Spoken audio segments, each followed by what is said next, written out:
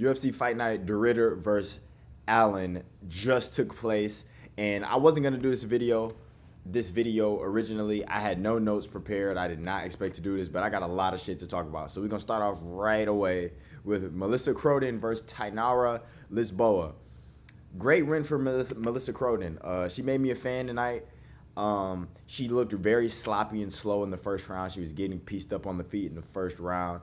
But then at the end of the first round, she started coming back, clawing her way back, landing some good shots. In the second round, she came out looking like a zombie, just swarming pressure on Lisboa. Whatever she wanted with her. I believe she knocked her down in this round. It was either this round or round 3. Yeah, she knocked her down in this round, almost got a finish, couldn't get it done. Round 3 came. Lisboa is a fucking mess. She can't keep herself standing up. She's getting ran through. She eventually gets taken down, and she was getting punched. Not enough elbows, but she was getting punched. Ref steps in. Great win from Melissa Croden. Semi comeback win. She didn't look too hot in the first round for sure. She lost that round, but then she came out looking great in the last 2 rounds. Made a fan, but I want to hurry up and pass this because I want to talk about this fight right here. Yusri Belgari, right? Yusri Belgari, friend of the channel, my boy, versus Azamat Bikoev. Now, your man was arguing. Your man is me, arguing all week on Twitter. Yusri's got this, blah blah blah blah. People are like, show a slip of you putting real U.S. currency on Yusri. I didn't, by the way. But I should have because I knew Yusri was going to win. Bikoev, let's just get right into the fight. Bikoev starts the fight. He's immediately on the pressure. Trying to walk Yusri down. He's eating jabs as he's trying to walk in because he has no footwork. He has no skill. Azamat Bikoev is just a right overhand and trying to wrestle you. But Yusri, he held up well. He was jabbing his Bikoev's face off. He was smashing that lead low kick. Or not lead low kick, that rear low kick to Bikoev's lead leg. And he made Bikoev panic wrestle. And when you panic wrestle against somebody that's 6'6", long limbs, and you aren't like Hamzat, you know, it'll be a long night for you. Yusri was doing a good job of stuffing the head down and getting space. There's a lot of limbs there's a lot of weight distribution. So Azamat would tie up one leg, and then there should be another leg trying to post up as Yusri's pushing his leg off, shaking him off. And it was a lot of Yusri jabbing away at the feet in the first round, getting good low kicks off and stuffing takedowns. He eventually got taken down in the last minute or so and got kept there, but I knew that was going to happen. I told y'all that. Second round comes, and Bikoev's wearing it. He used up all his gas tank. He came into the fight feeling like, I am better than Yusri Belgari, because that's what everyone else thought. Everyone else looked at Yusri on the Contender Series and said, oh, how didn't he get a spectacular KO against this can that they put him up against? Oh, how did he lose to Marco Tulio? Oh, blah, blah, blah. That was the narrative coming into it. Yusri's, he could be maneuvered, he could be pushed around. And Bikoev's just this really good prospect that we have. Bikoev was reading his news clippings as well because he was on Twitter, on interviews, talking about he was going to say no Shama afterwards, and he was going to put on a statement talking about fighting Alex Pereira. But he was wearing it. He tried to walk Yusri down in the first round, expended all, and I mean all of his energy in the first round. And in the second round, he came out looking like a zombie. I mean, Yusri was jabbing his face off. The knockdown did not happen in this round, right? It didn't. But Yusri was jabbing his face off, hitting good two. He wouldn't let his two go, which was kind of blowing me, but it was smart because if he let his two go, Azamat, all he was doing was loading up the right overhand to catch Yusri. Azamat was on the front foot, backing Yusri up against the cage. Yusri did a good job at the beginning of circling around, and then he got stuck at like halfway into the second round, and he got clipped. Did like a little, not a wobble, but he noticed that he got hit, and then he gained his composure. He clinched up, and then he got space and got back to jabbing, low kick, and landed good right hand, he like got Bikoev's attention. Second round Yusri, boom. I'm screaming in his basement. I'm like, oh, fuck yeah, it's like Yusri showing that nigga. I told y'all. Third round comes. Bakoa was like, it may as well be your granddad. You watching this? Your granddad was fighting. Usuri was jabbing his face off again, landing good twos, avoiding all shots of. I want to see what the round 3 strikes were. One total strike. Well, yeah, it didn't last that long, but Bakoa landed one strike in that third round before getting finished. Usuri just was on the front foot, and he just walked him down and finished him. He was at one point he even threw like a front kick to the face, and it almost landed, but his knees to the body were good as well in this fight. I forgot to say Usuri's. He was timing that knee, and then on one knee that he timed, he caught Azamat as he shot in for a takedown, and that made him think about, damn, these knees hurt. He tall as fuck. He putting that pointy ass knee in my body as I'm shooting. Can't keep doing that. That also sucked the life out of Bakoev. Usuri with a great performance. He gets the KO at the end. Not an early stoppage whatsoever. Azamat was basically getting held up by the cage. He was out on his feet. Usuri teed off on him. I mean, you can see he landed 27 to 1 strikes in 55 seconds. Most of those strikes coming in within the last finishing sequence. So, great win for Usuri. I'm happy we got to shut all the haters up. Yes, we. If you saw the conversation on Twitter, you would know why. But I'm glad we got to shut up the haters. Usuri is a prospect in the division, but we're going to move on because this card started off so fucking well. Stephanie Luciano versus Ravina Oliveira. I'm not going to lie, I barely paid attention to this fight. It was a pretty typical women's MMA fight. They were throwing, though. They were throwing some heat. Oliveira was throwing some heat early on. Luciano was throwing some heat. She's cute, by the way, but it wasn't really much. She got a rear naked choke in the third round. I don't really want to keep talking about this. I got some shit I want to get off my chest tonight. Danny Barlow versus Jordan Santos. Danny Barlow is making his middleweight debut, moving up a weight class. Good fight, good, decent scrap. First round was a lot of technical scrap. Just they were on the feet with each other, pounding inside low kicks with one another. Sharp 3-2s, sharp 1-2s, everything sharp. Let's get to round 2. Everybody want to hear about round 2. Round 2 starts. Now, first of all, what round did I give Danny Barlow? I gave Danny Barlow the first round. It was a close round where he outlanded Jordan Santos. He outlanded him. He looked like he landed the crisper shots. He was getting the better of the exchanges. Round 2 comes, and Danny Barlow is just think about the entire first 3 minutes of a round being complete, utter technical domination. Danny Barlow was landing at will in the first 3 minutes of the round. He was landing clean. He wobbled Santos about 2 times, couldn't get the finish. Then Jordan Santos just caught a second win. He started biting down on the mouthpiece and walking forward. Danny Barlow was over-swinging a little too much. I think he believed in too much of his hype with his left hand, that left hand of God that everybody kept saying. His power, he's got some pop in his shot, but it doesn't really translate to the same power that he had at welterweight to middleweight. Like, he's not putting people down. He was at best just wobbling Santos. That's why Santos was able to come back, land some good shots of his own, wobble Danny Barlow.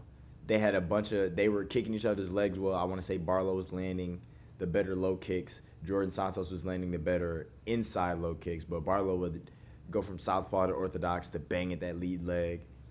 But then round 3 was kind of shit. Danny Barlow was wearing it at the end of the second round, where he was just so tired and gassed he almost got finished. Jordan Santos was putting it on him, almost finished him on the feet.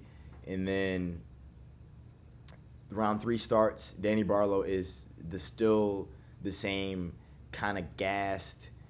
He allows himself to be taken down and just accepts. He didn't even get taken down. He got like pushed to the ground and was like laying on the ground and just let Jordan Santos get in his guard and or get on him, on top of him, instead of hurry up and getting back to the feet. It was for sure jarring to see because he could have won the fight. I think it was the right decision. I know people were talking about robbery. I had Jordan Santos winning round 2 off the last 2 minutes. He was landing the better strikes, and then round 3 was clearly his. Round 3 ended. I mean, Jordan Santos was in Danny Barlow's guard, landing decent shots. You know, they're both gassed. He was landing shots, and then on the feet, Santos was getting the better of the shots. Not a robbery decision. It was a pretty good fight. We started off this card fucking great, man. We started off this card really well, and it all fell from grace. Good fight, though. Really good fight. I picked Danny Barlow to win. I thought he was going to get a KO, but Jordan Santos, he's crazy. He stayed in the fight the whole time, didn't get put away, and pretty good performance. I was impressed. Moving on, though, Bruno Silva. Now, I hate Bruno Silva with a burning passion. I hate him. I don't like anything about Bruno Silva. I hope he loses every fight. He looks stupid as fuck. I hate his face. I hate the way he how fighters have that tick, like Diego Lopez grabs at his throat and Dustin Poirier pulls up his shorts. I hate how every time he punch, he's gotta do this every time. I hate that. I hate everything about Bruno Silva. But he dominated Hyun Sung Park, who looked like a victim on the feet, especially in the first round. He was panic shooting, and he had Bruno Silva just letting his hands go, pushing Hyun Sung Park against the cage, doing whatever he wanted, stuffing takedowns. Hyun Sung Park had little to no success in this entire fight. One moment or two, but I'm not gonna really talk about this fight much because Bruno Silva won. He won by like I called it the little brother choke. He like big brother at Hyun Sung Park. No hooks in, no nothing, no real back take. It was like a standing, squatting RNC, just squeezing the life out of Hyun Sung Park in the third round. Don't really want to talk about it. Bruno Silva won, and I don't like him. And now Hyun Sung Park is on my hate watch list every fight that he has because he was just a victim out there. He had nothing on the feet. All he was doing was going for takedowns. His takedowns weren't good. He had good scrambles, though. I remember he was either mounted or he had his back taken and he scrambled out of it. He's pretty shit. Korean jiu-jitsu artist. That's all you need to know. Moving on, though. Cody Gibson versus, I'm not even going to pretend to pronounce his name. This was fight of the night, barn burner, amazing fight, and it ended in 27 seconds. Nothing really much to talk about here. Cody Gibson goes in to to throw a punch, I believe. He either went in to throw a punch or a kick, and he got flattened by a right hand by my Chinese brother. I don't know how to pronounce his name. He got flattened with a right hand. He looked like he went out just on impact, like just by hitting the ground, and then the ground and pound was hilarious because none of the ground and pound shots landed. Maybe one landed. I think one landed and it woke Cody Gibson up, and then all the other ground and pound shots just completely missed. But Cody Gibson was out. He got KO'd in 21 seconds. There's not much to talk about there. Moving on, though. I want to talk about this. Kyle Prepolek versus Drew Dober. Now, before we get to this card was fucking fire. This was a great women's fight. Great fight. This was a great watch. Great watch, especially since I'm a fan of UFC. This was a great watch. Even if you weren't, this was a great watch. It was pretty much a beating. This was a decent watch, too. This is one of the best second rounds of the year, honestly. This wasn't even a bad watch. It was just annoying because I'm a hater. And then we got this 20-second KO.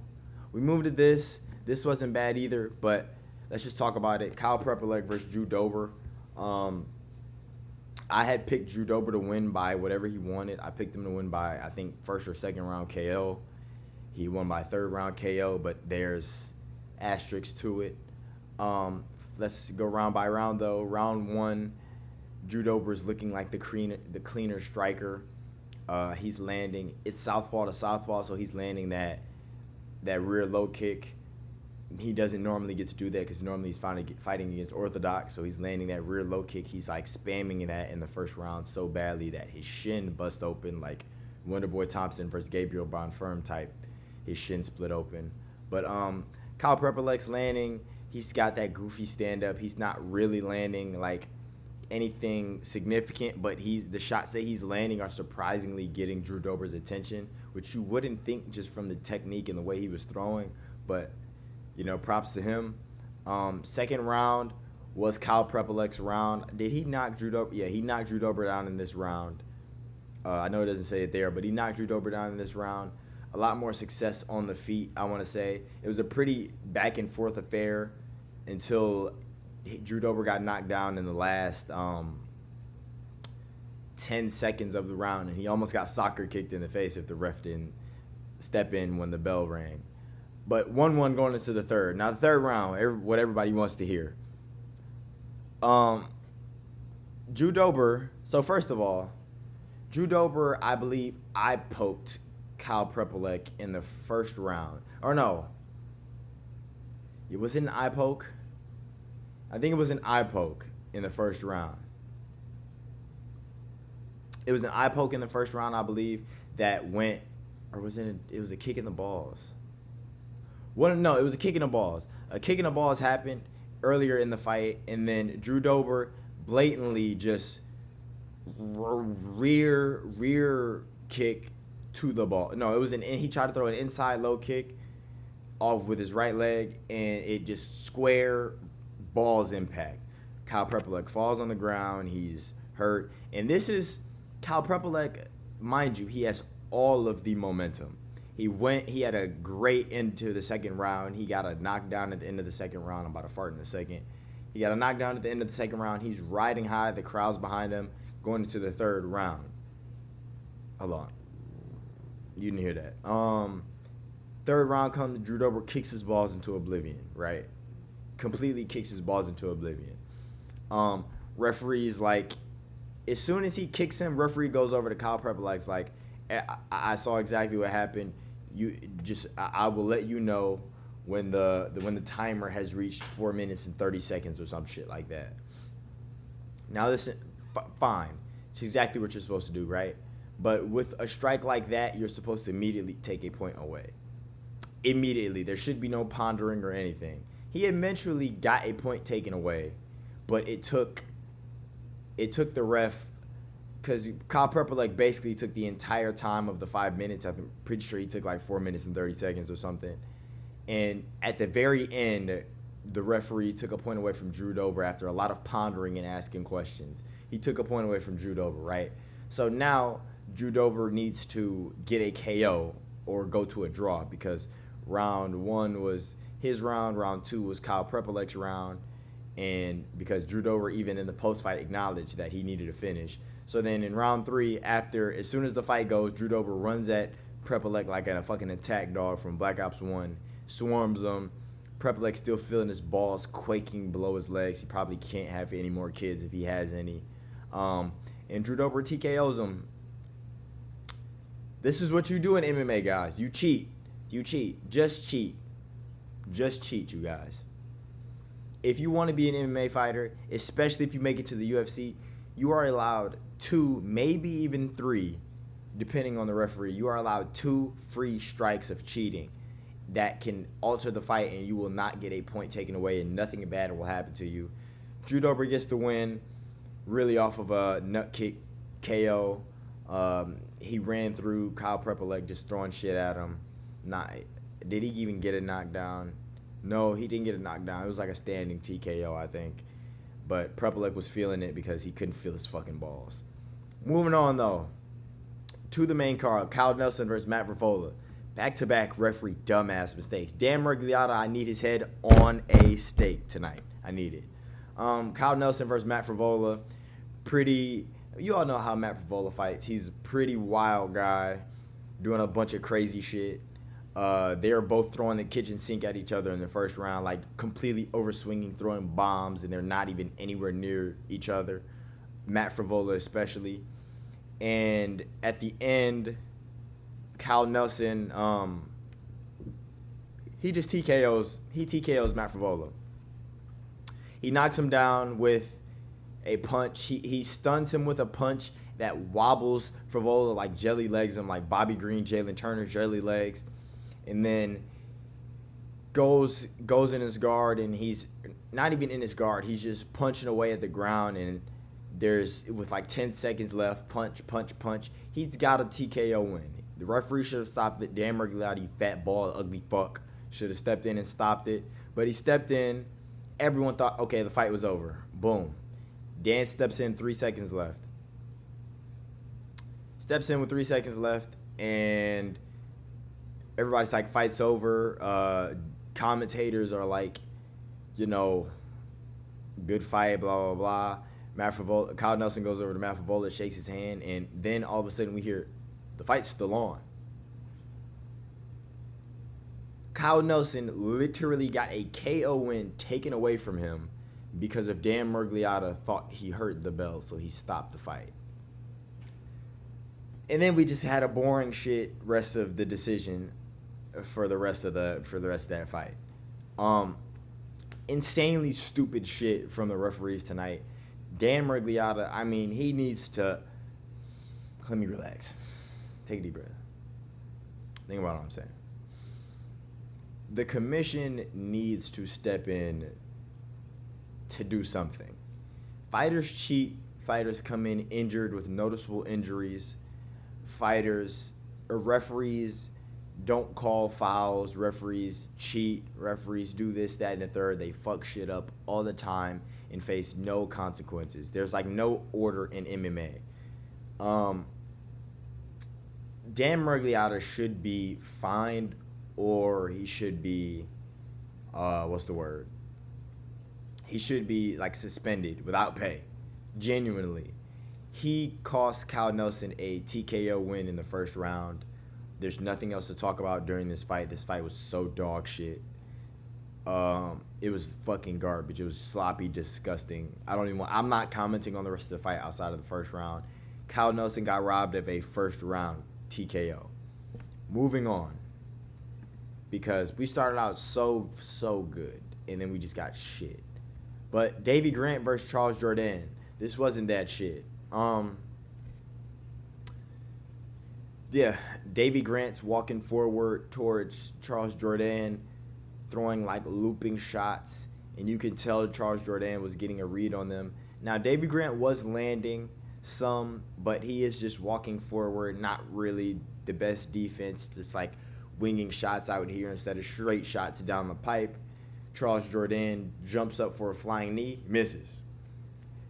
Now, I'm like, damn, did he just eat that? Because at first, Davy Grant was eating Charles Jourdain shots. Charles Jourdain would come in, sting him with like a 1-2 or a 3-2, and Davy Grant would just eat him and keep walking forward. Then Charles Jourdain did that jump knee. Jump knee hits the chest, I believe, because Davy Grant just takes it. Everybody's like, oh, shit. Then he comes in a couple seconds later with this, about a minute later with the same wide hook technique as he's coming in. And Charles Jourdain jumps up in the air, flying knee right on the fucking chin of Davy Grant. Sinks Davy Grant to the ground, cinches up the guillotine, makes him tap. Great win from Charles Jourdain, man. Great win. There's not much to talk about. Nothing crazy happened in the fight outside of that sequence. It was a 3-minute sequence or 3-minute fight, so not much to discuss about that. Great flying knee. I'm not sure he'll get a performance bonus. Great guillotine. The guillotine was tight as fuck. It like made me wince a little bit how tight it was. And great win for Charles Jourdain. He called out, who did he call out? He called out Marcus McGee. He probably should get that fight, get close to it, get like a Vinicius Oliveira or something, something of that stature. But good win. Moving on, though.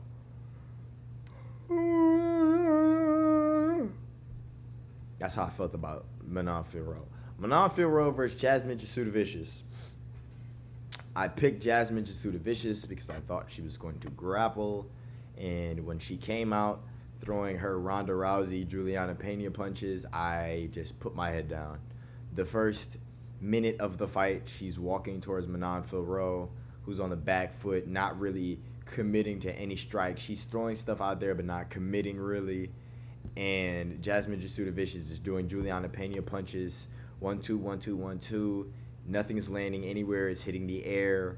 And then as she's coming in with that dumbass Juliana Pena punch, she gets hit with a straight left down the pipe as she's coming in wobbles her. She does the Bobby Green dance, wobbles her down, and Manara Farrow goes in for the kill. She just like punches, brings her down. Jasuda Vicious's head is like on the ground, and she's getting hit all to the ear, to the side of the head, and she gets TKO'd. She's complaining about the stoppage, even though she had no control over her body. She had no control over Manon Rose punching her in her face. She was complaining about the stoppage. It was a very good fucking stoppage. She couldn't do anything. She was going to end up dying if she kept getting punched in that position. So, good win for Manon Fiorot. I don't know what she does here, because the problem is, now, she just lost to Valentina Shevchenko, who's fighting Zhang Weili in a month. If Zhang Weili wins, then whoever wins, we know they are going to fight Natalia Silva, most likely, right? What is next for Manon Fiorot? Seriously. Like Erin Blanchfield? Like, what do we do with Manon Fiorot? She's beaten a lot of people in the division. She can't get an immediate title shot. If Valentina wins, then she's fighting Natalia Silva. And it depends on how Zhang Weili, if Zhang Weili wins, but she won't beat my Valentina. If Zhang Weili wins, then it depends on how she wins. If she gets a spectacular KO, then we know it's Natalia Silva. If she gets a split decision win, they might run it back just because there's no other good women's fight in the UFC right now, you know? But good win from Manon Fiorot. I reckon she fights Alexa Grasso next. Moving on. Feature fight.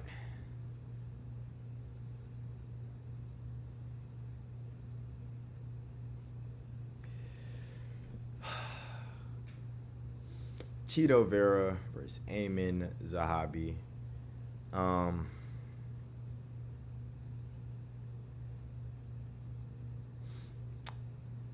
Pretty boring, dull fight, man. Chito should retire. It was a split decision win. I thought Zahabi won. Chito won. No. I thought the first round was close. No. Excuse me. Wow, excuse me. I'm tired. 11-20. Man, Chito doesn't do shit, dude. Chito spent the first round Peter Yanning, downloading his fucking information, I guess. Ayman Zahabi's doing that weird. He's like in a Philly shell, bouncing around and shit, walking forward, walking backwards. So dog shit fight. It was such a dog shit fight. I don't really care who won the first round. Chito sat Zahabi down with a jab in the second round, and then he just refused to throw anything after that. He literally sat Zahabi down with a jab. The jab clearly hurt Zahabi bad as fuck. Like, he was on the back foot, like, still clearly wobbled and hurt. And Chito was just walking forward, like, not throwing anything, not doing anything, no urgency to get a finish, no nothing. He deserved to lose the fight. Then in the third round, Zahabi clearly won. Fuck. Chito needs to retire, man. He's 32. He fights like a 39-year-old.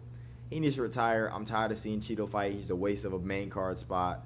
If he was on a prelim of a pay-per-view, that'd be fine. But they keep putting him on main cards of fight nights, feature fights of fight nights and shit. I'm tired of Chito Vera, man. He does nothing in fights.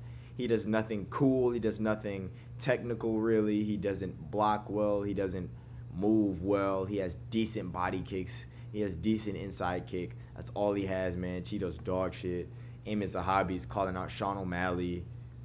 Like, no, little bro, you're going to fight Mario Batista when he loses to Umar Nurmagomedov. Ayman Zahabi wins a split decision. Now, let me get my yawn off for this one, because I need to get ready for this one. Mike Malott versus Kevin Holland. Now, along with Bruno Silva, Mike Malott is one of those people that I fucking hate. He looks stupid as fuck. He's got that smug, dumb, pretentious, bitchy face on his body. But let's talk about the fight. Kevin Holland starts off the fight, gets hit in the balls. Gets hit right in the dick. Right in the balls. Right in the balls. He gets hit in the balls, and he gets a little break, I believe. Does he get a break? he got a break or didn't get. He could either got a break or just acknowledged it and they kept fighting. No, he got hit in the balls. Actually, he got hit in the balls. Took a break. Boom. Warning.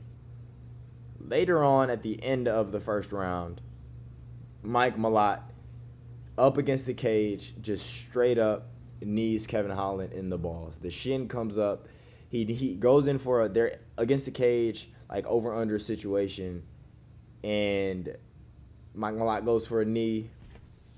The knee like brushes the cup, brushes his cup, comes up, and all the rest of his leg just destroys Kevin Holland's nuts. Kevin Holland sinks to the floor. Same situation as Kyle Prepler, Drew Dober. He's gonna need the 5 minutes to fight. Dan Mirglieata, you fat, bald, sea otter looking bitch, did not take a point away. He's asking the replay team to show him the replay.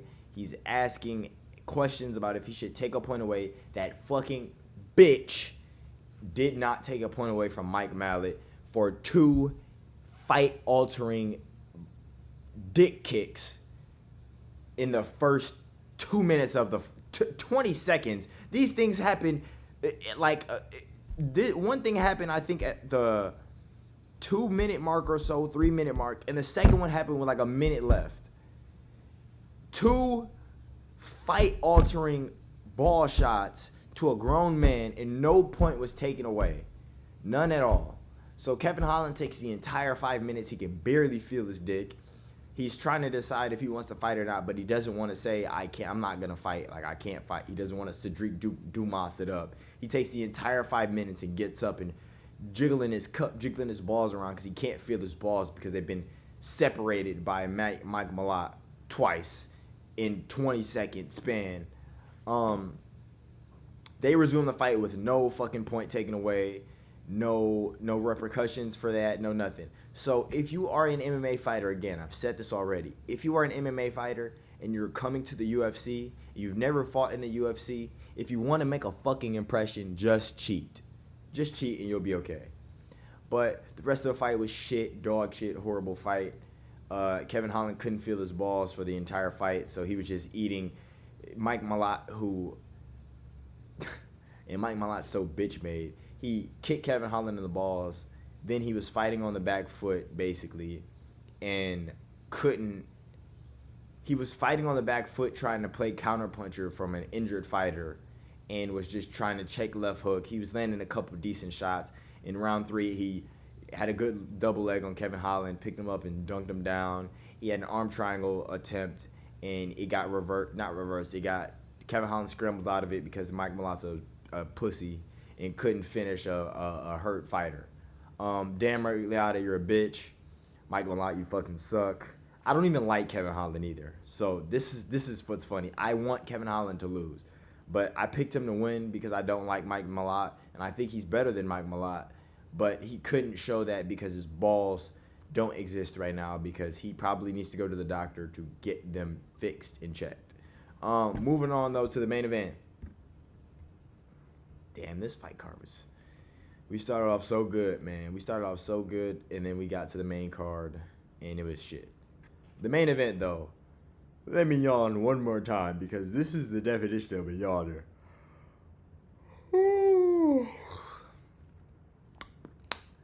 The main event, Rainer de Ritter versus Brendan Allen.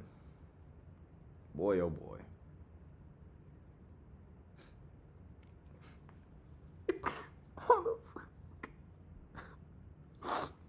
Holy fuck.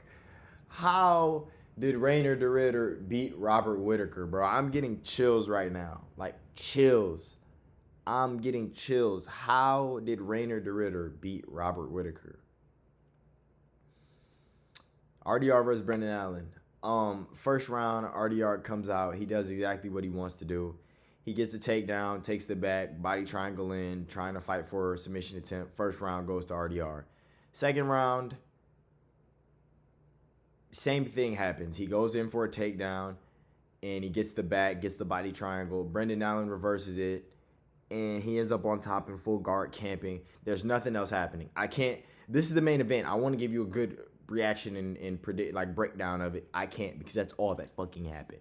Brandon DeRitter lost position. Brendan Allen ended up in his full guard and won the round off just being on top at that point and landing a couple good shots in full guard. Round 3 happens. The exact same thing happens. RDR comes out, goes, and DC's like, how many times can RDR go to the back and just fall off the top? Like, he has to switch it up. He has to do something different. And he does the same exact thing. He gets the back, good takedown, throws, he gets the back, put the body triangle in, and now Brendan Allen's on top. They're in awkward positions. RDR, he's mushed up together, getting punched against the cage. He threw up a triangle at the end of the round in the last 10 seconds, and it didn't do anything. Brendan Allen's up 2-1. Now, not to mention that after every single round from rounds 1, 2, and 3, and 4, Rainier DeRitter is taking 10 seconds after the bell to get up off the ground. It goes, and fighters get up immediately to go back to their corner. Rainier DeRitter is laying up like,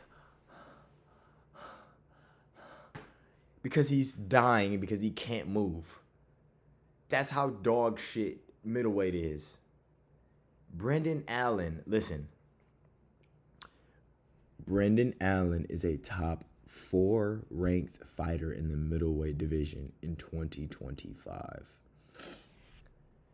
The fourth round happens after everyone and their mother realizes that Rainier DeRitter is fucking through. He can barely get back to his corner. Jason Herzog's like, can you continue to fight because you're not getting up off the ground? You need to get up off the ground and go back to your corner. And Brendan Allen comes out in the fourth round, does the right thing, immediately shoots a double leg, gets Rainier DeRitter down, and he does what they've been doing the entire first fight, or the entirety of the fight, stays on top, does nothing really much with it. And the round ends there. Rainier DeRitter takes 15-20 seconds to get up off the ground. Jason Herzog's like, are you okay to continue the fight? Everyone's like, okay, this fight's about to get called off. Goes back to the corner, sits on the stool, and his team throws in the towel. Rainier DeRitter is dog shit. I don't know how he got this far. I really don't. I do, but because he wasn't matched up against real middleweight is dog shit, actually, so it doesn't matter. He wasn't matched up against anybody that could really threaten him in that way besides Robert Whittaker. Who did he come in? GM3. It's GM3. Then he fought Kevin Holland, who he has a size advantage on and a grappling advantage. And then he came in and fought Bo Nickel, who's fucking garbage. And then he went and fought Robert Whittaker, which I don't know how Rob lost to this nigga. I don't. Right? This breaks my heart because that means Robert Whittaker genuinely washed. And I don't call fighters washed. Like Izzy, I hate Izzy. Izzy's not washed. He's just losing to better competition. Like, Rob is just washed. He looked so bad. He was getting hit by Rainier DeRitter at will. With those knees to the body. He was getting taken down and controlled. He was getting out jabbed and out worked and out hustled by Rainier DeRitter, who's a fat slob who shouldn't be cutting the middleweight because he's overweight. He's 6'4" and is flabby and disgusting and should be fighting at light heavyweight. He walks around at 225, 230 pounds and cuts to 185 still, but he doesn't have the right figure for it. He's kind of sloppy built. He should be fighting at light heavyweight. Yeah, shit win, like horrible fight to watch. So boring. Brendan Allen is a top 4 fighter in the middleweight division. You can talk about what's next. Rainier DeRitter can go fight. Don't even book him against Anthony Hernandez because he got saved at this point. He really got saved because Anthony Hernandez genuinely would have mauled him like no other. From what Brendan Allen was just able to do, Anthony Hernandez, I have zero doubt in my mind, Anthony Hernandez might have like literally pulled out his cock and stuck it in Rainier DeRitter and nutted in him. I'm not gonna lie, that's what it feels like. It feels like It feels like Rainer de Ritter got saved. It does. It feels like he should have took that Paulo Costa 3-rounder. It does. Brendan Allen's your top 4 ranked fighter. What's next? Brendan Allen can go fight Dricus du Plessis. They have beef. Dricus needs a layup to get back into contention. And RDR can go fight Marvin Vettori. Or I guess they can book him versus Anthony Hernandez so they can watch him cream pie Rainer de Ritter and get him more, It's just, I'm so depressed because I didn't even know I was going to make this video. I didn't plan on it. But when I saw the early prelims, every fight on the early prelims was a banger damn near. So I was like, damn, I got to make a video. Like, I have to. I wasn't taking notes, but, like, these are so good that I can remember shit. But the card ended off so dog shit. Horrible main event, horrible co-main event, horrible feature fight, horrible opening. And yeah, Brendan Allen's your top 4 ranked middleweight fighter in 2025. Khamzat Chimaev will never lose his belt unless someone moves up to take it. No, he'll never lose. Khamzat's never losing his belt to anyone. Nasruddin Imavov's getting the next title shot. Hopefully it's soon. Yeah. RIP to my coach, Duke Rufus. Not my coach, like I'm on the fight team. But I train at Rufus Sport, and Duke Rufus, the owner, kickboxing legend, MMA legend, coach for fighters like the Pettis brothers, Tyron Woodley, Bilal Muhammad for a brief point, Brendan Allen for a brief point, Paul Felder, a bunch of guys. He passed away at 55 the other day. Yes, 2 days ago. And it's sad. So just wanted to say that because I've been thinking about it, and they played him all on the broadcast and stuff, and it was sad to see. Paul Felder had this really touching moment that resonated with me and got me in my feelings a little bit. So rest in peace to Duke Rufus. Prayers to his family. But on that note, y'all have a good night, man. Stay safe out here. Check up on y'all loved ones. And like the video and subscribe. Y'all have a good night, man.